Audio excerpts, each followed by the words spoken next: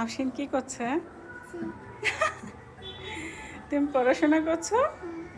এগুলো বই এখানে কে নিয়ে এসেছে? তুমি নিয়ে এসেছো?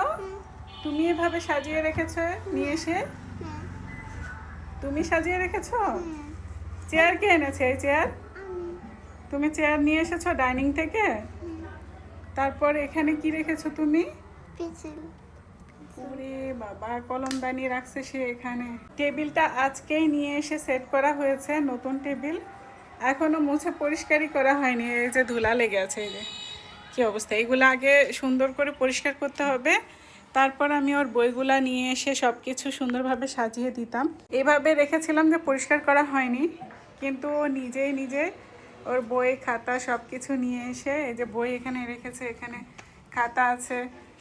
তারপর চেয়ারটা, ওর টেবিলের সাথে চেয়ারটা এখনও কেনা হয়নি, পছন্দসই পাওয়া যায়নি। ভালো করে দেখে শুনে যেটা পছন্দ হবে সেটা অর্ডার দিব। তাই চেয়ার যেহেতু ছিল না, ও ডাইনিংয়ের একটা চেয়ার নিয়ে এসে এভাবে বসে বইগুলো গুছিয়ে রেখে, কলম গুছিয়ে রেখে ও এখানে সুন্দর করে পড়াশোনা করছে একা একা। দেখি আমার লক্ষ্মী বাচ্চা কোথায়? এটা লক্ষ্মী বাচ্চা? তাই? আমি যাব? তুমি কি করবে? পড়াশোনা করবে? আচ্ছা ঠিক আছে। তোমার পড়াশোনা করতে ভালো লাগে?